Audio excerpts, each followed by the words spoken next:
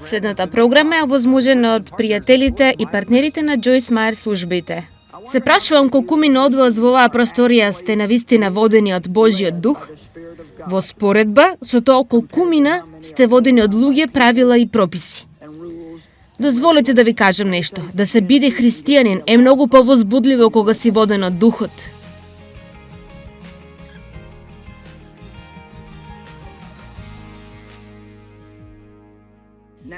Сега, да погледнеме во Галатјани, 5 глава, 1 стих. Павле вели: "За слобода Христос ве ослободи, затоа стоите црсти и не се подавајте пак под робски јарем кој што еднаш го тргнавте."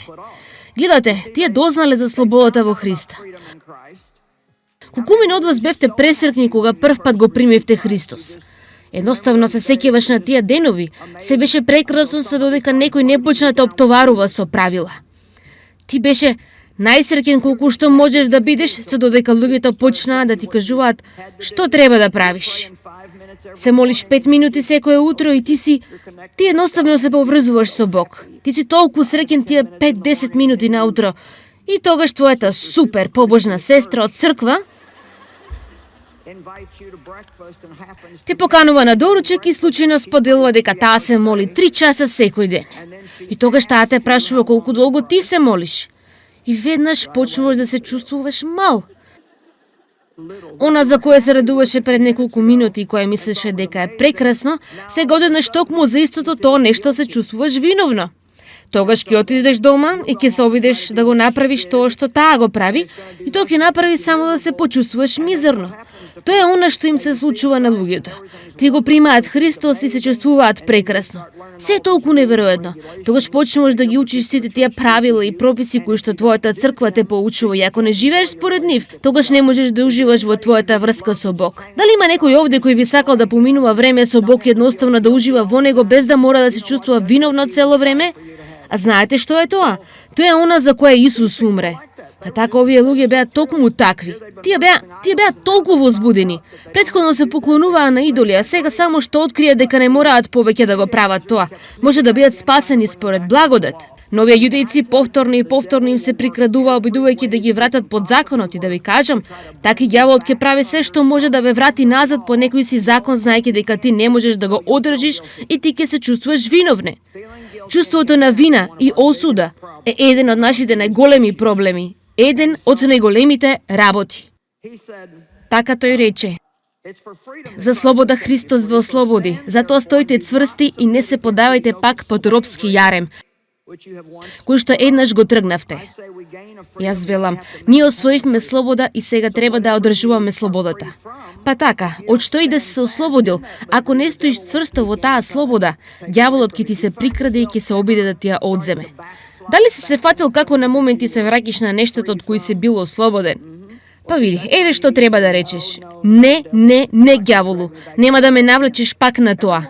Од време на време јас се наоѓам во некоја таква ситуација и сум толку многу благодарна кога Бог ќе ми покаже што правам погрешно.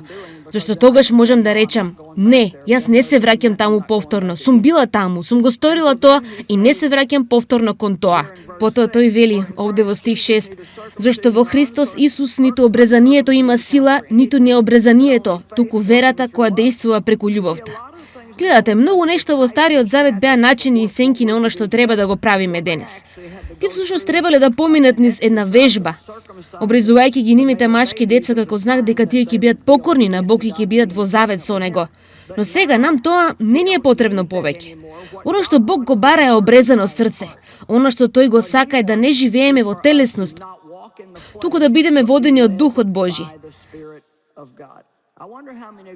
Се прашувам колкумина од вас во оваа сала сте навистина водени од Духот Божи.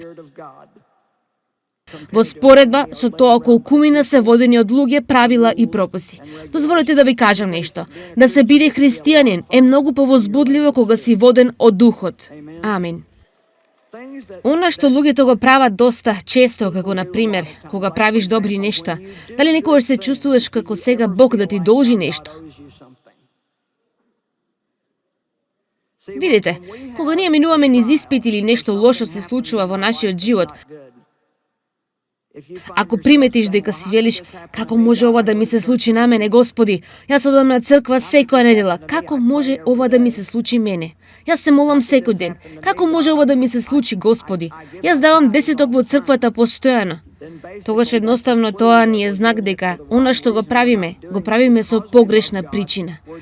Не го правиме тоа затоа што го сакаме Бог, го правиме тоа за да заработиме поени кај Бог, за тој да ни е должен. Бог не ми должи ништо за тоа што јас споменав 42 години проповедајќи го неговиот збор и студирајќи. Јас си го дадов животот за ова цели 42 години. Тој не ми должи ништо за тоа. И ако нешто би се случило во моето семејство кое јас не би го разбрала, најлошото нешто кое би го рекла на Бог би било: како можеше да дозволиш ова да ми се случи после целото мое служење, сите овие години? Тогаш навистина, јас не сум му служила со правилната причина. Јас сум му служила за да добијам нешто за возврат. Исто така, ако правиш добри нешта за да ги импресионираш луѓето, тоа е проблем. Ајде за минуто да погледнеме во Матеј 6 глава.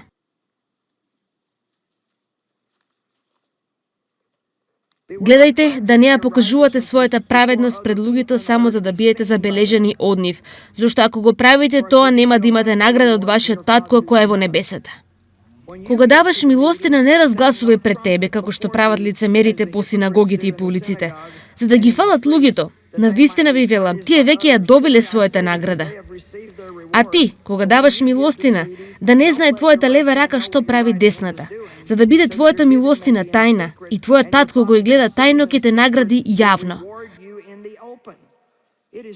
Нам толку ни е тешко да си ја држиме устата затворена за добрите нешта што ние ги правиме. Ние сакаме барем малку пофалба. Сега, ќе ви раскажам една моја случка. Се забележам како го правам ова минатата недела. Јас имав, ги знаете, оние конференции кои ги организирам и од таму дојде телевизиското поучување. Но потоа јас одам во телевизиското студио и ставам почеток и крај. Јас давам заклучок на поучувањето, потоа нудам некои материјали за тој ден или пак ќе додадам нешто друго. За секој ден од тие додатоци јас морам да се пресоблечам. И така најмногу што се имам пресоблечено во еден ден беше 12 пати. Но кога отидов пред некој ден требаше да се пресоблечам 17 пати. И така почнав да ја кажувам на луѓето: луѓе, требаше да се пресоблечам 17 пати денес. Сега кога добив токму тоа што го очекував, мора да се шегуваш. Мислам, јас ги импресионирав сите околу мене. Откако им кажав на околу 5 минути, тогаш ми текна, сватив што всушност правев. Но сега, еве колку сме глупави. Иако сватив, јас пак го направив тоа уште 3 пати.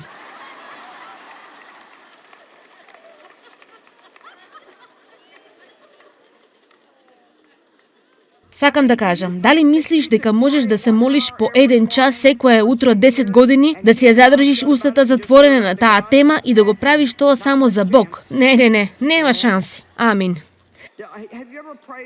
Дали некогаш си се молил за некого? Дали Бог им даде пробив во некоја област или може би си согледал грев во нивниот живот и се молиш Бог да им открие? Потоа таа личност дојде кај тебе многу возбудена и ти рече: нема да поверуваш што Бог ми откри, тој ми го покажа ова. Или нема да поверуваш што Бог стори, тој го стори ова. И првото нешто што ќе излезе од твојата уста е: јас се молев за тоа. Ајде, што правиме ние? Се обидуваме да добиеме малку пофалба, да добиеме гледај што јас направив, и гледате тоа се тие телесни нешта. Тоа е како го правиме ова, но не со правилната причина. Јас не морав да им кажам на сите дека сум се пресоблекал 17 пати. И сигурно не морав да го повторувам истото на 8 или 9 луѓе. Подоцна сватив. Јас само се обидував да ги импресионирам со тоа колку напорно работев тој ден.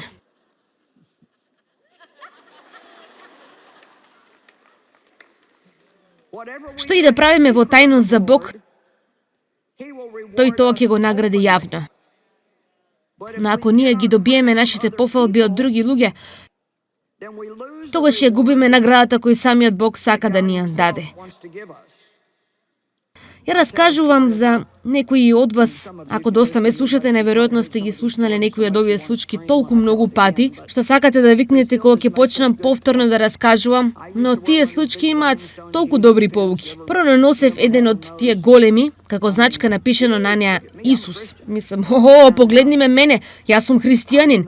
Бев во салон за ногти, да ми ги направат ногтите еден ден, и таму беше многу мал салон, таму работеа само две девојки, и така, другата жена на која ги правеа ногтите беше медицинска сестра, исто така христијанка, таму се восхитуваше на мојот грош и ми рече: "Јас сум медицинска сестра, работам во одделот за рак", и таа рече: "Толку е тешко кога не можам да ја споделам добрата вест за Исус со тие пациенти кои се во лоша состојба, но болницата не ни дозволува."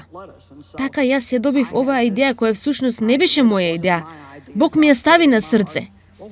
Па зошто не и го дадеш тој грош и кажеш дека дури и ако не сподели ништо со нив, самото име Исус ќе ги благослови луѓето. Така, таа може да го носи грошот на нејзината униформа и тоа ќе им биде благослов. Јас навистина почувствував дека тој сакаше тоа да го сторам тајно, да не направам голема работа од тоа. Само стори го тајно. Јас не знаев како точно ќе го направам тоа, но еднаш девојката која ми ги правеше ноктите стана и рече: "Морам да отрчам до продавницата до нас да земам некои продукти што ги снемав." Така останавме само со жената. Јас знаев дека Бог ја среди ситуацијата за да можам да го сторам тоа во тајност. Но јас си седев таму и моето тело се препираше со мојот дух. Ајде, дали некојаш вашето тело се препире со вашиот дух? Таму некаде длабоко во себе знаеш што треба да направиш, но твоето тело сака барем малку, само малку пофалба. Те молам, само малку восхитувај ми се, само малку и кажи ми колку сум прекрасна.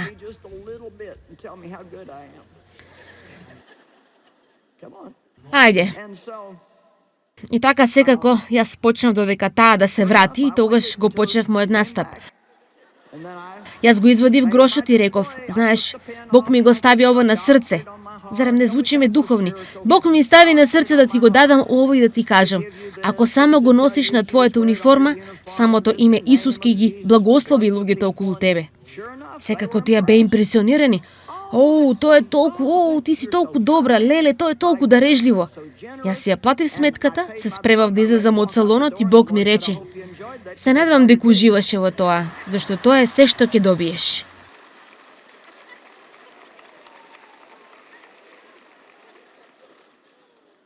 Колкумина од вас би можеле да ветите денес дека ќе излезете од овде и ќе почнете да правите повеќе добри работи во тајност, само помеѓу вас и Бог, да си ги задржите помеѓу вас? Гледате, рековте дека сакате да се доближите поблиску до Бог. Ова е тоа што ќе ве доближи до Бог, кога ќе го направите како што треба. Тешко е, телото сака пофалба и токму тоа се телесните нешта. Ако јас направам нешто за да се случи тоа, тогаш мене ме следи дел од пофалбата. Но ако треба да чекам Бог да го направи сето тоа, тогаш целата пофалба ќе му припадне нему. Па така, она што Павле се обидува да ги поучи овие луѓе е дека вие сте ослободени од законот. Повеќе не морате да живеете под него. Сега сте водени, раководени од поттикот на Светиот Дух. Можете да бидете водени од Светиот Дух, не водени од законот. Јас ви велам, вие може да бидете водени од Светиот Дух, но ако го дозволите тоа, најверојатно ќе добиете малку осудување и малку критики, затоа што нема секогаш да го правите она што сите други го прават. Кога сите твои пријатели одат на молитвениот состанок рано наутро, ти можеби не чувствуваш дека си водена да одиш. Дали си доволно храбра да дозволиш да те осудуваат и да продолжиш да го следиш духот? Можеби ќе се разбудиш некое утро и можеби ја читаш Библијата секое утро, но ова утро заради некоја причина се чувствуваш дека само сакаш да читаш од новата книга на Джойс Мајер. Патем, тоа би било толку добро.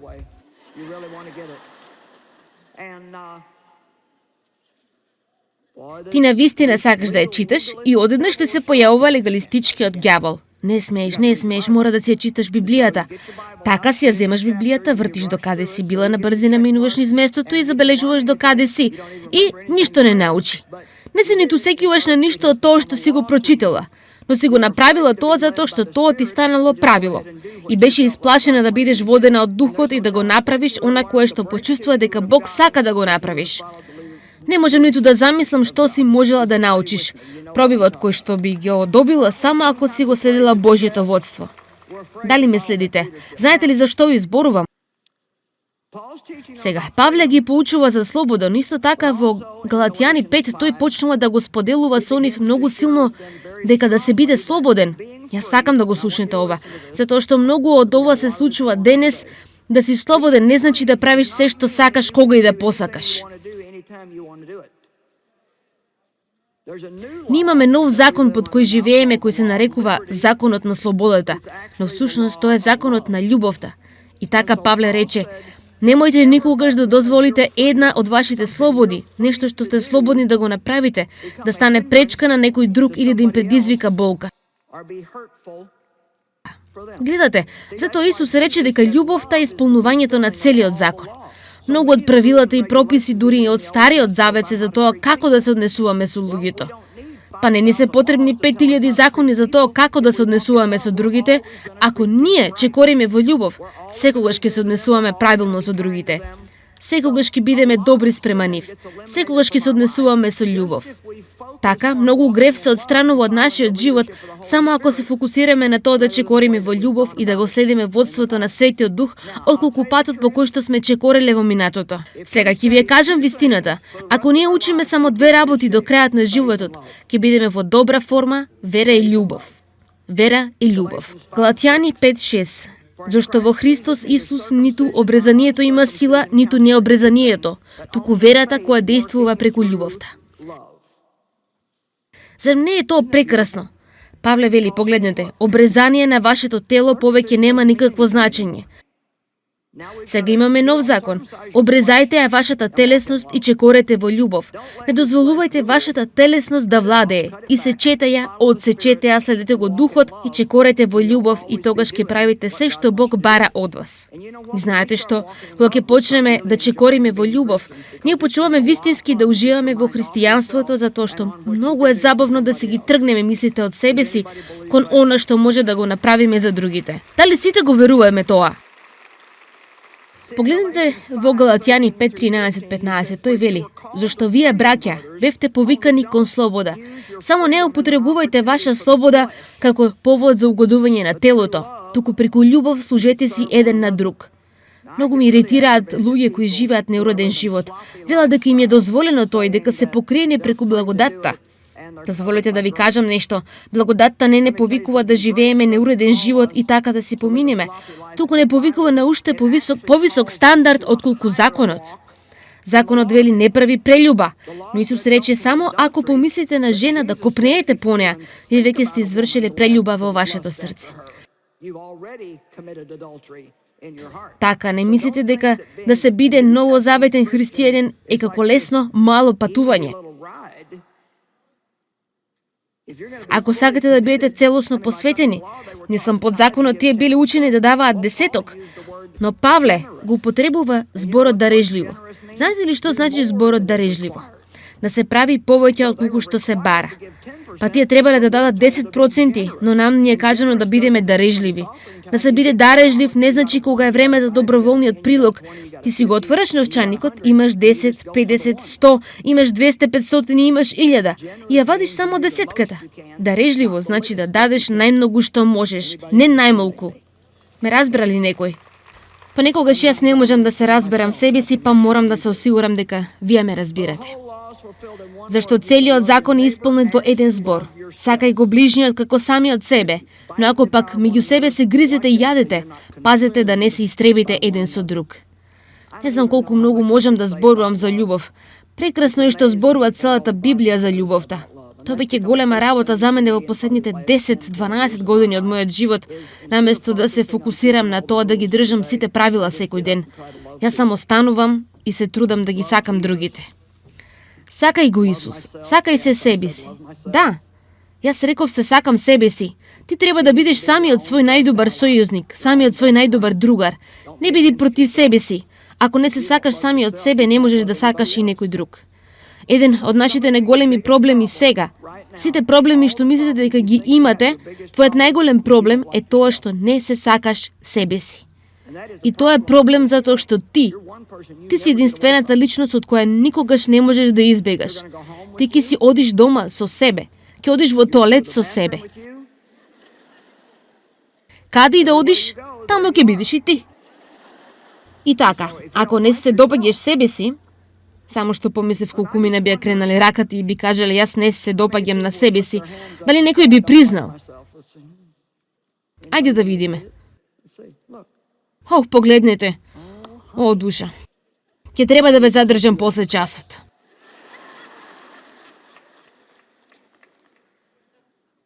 Добро, какво право имате вие да бидете против себе кога Исус умре за да ве спаси? Кога тој ве засака? Толку многу што умре на тој болен начин на кој што умре за вас. Кое право го имате вие да бидете против себе си? Колку мене од вас верува дека сте повикани да ги сакате другите луѓе? Добра, еднес од вас рече секако. А знаете што? Вие не можете да го сторите тоа ако не се сакате себе си. Јас не зборувам за тој себичен самобендисан начин. Јас зборувам за здрав балансиран начин. Јас можам да се сакам себе си само затоа што Бог ме засака. И ако тој е совршен и тој може да ме сака, тогаш секако јас можам да ја прифатам таа љубов, да дозволам таа да тече преку мене и понатаму кон другите луѓе. Не бидете против себе си. Ајде, прегрнете се себе или нешто слично. Потоа доаѓаме до 5 глава и тој започнува да зборува за чекорењето во духот, во споредба со чекорење во телесноста. Што всушност значи да се движиме во духот? Тоа значи да ни биде навика да го следиме водството на Светиот Дух, отколку нашите лични мисли, желби и чувства. Добро, како на пример, некои од вас не планирале да се вратат овде ова попладне. Едноставно само сте сакале да ме видите како изгледам во живо и ме видовте сега и затоа нема да се вратите повторно ова попладне. Но може би имате некое мало чувство во себе дека треба да се вратите. Тоа се нарекува проверка или поттик. Малку знаете, Господ нема да ви вресне во усето. Вратете се на таа проповед ова попладне или ќе се најдеш во голема опасност. Може би сите твои пријатели ти велат, ние ќе си одиме, но ти чувствуваш дека треба да останеш. Видите, кога ние ќе почнеме да го следиме водството и правувањето на Светиот Дух, да го правиме она што чувствуваме дека Бог сака да го направиме, токму тогаш нашиот живот станува апсолутно прекрасен. Амин. Слушнете го ова. Но јас ви велам, живејте по духот и нема да им угодувате на телесните страсти, зашто желбите на телото, ова е во Галатјани 5:16-26, зашто желбите на телото се против духот, а желбите на духот се против телото. Тие се спротивни еден на друг да ве задржат да не го правите она што на вистина го сакате. Но ако сте водени преку духот, вие не сте под законот. Сега, ова е она што сакам да го видите. Делата на телото се познати: блудство, нечистота, бесрамно, служење на идоли, магии, како што се гледање, бајање,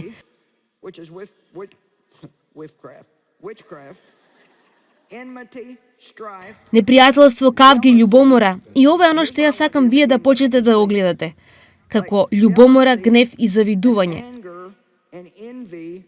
Се во истата категорија со вештерство и магии. Гнев, раздори, стих 21, завист, пијанство, оргии. Така ние си мислиме дека учество во оргии би било многу полошо од завидувањето, но за Бог тие се во истата листа. Знаете што ме загрижува? Се прашувам дали постојат одредени гревови кои станели префатливи за вас.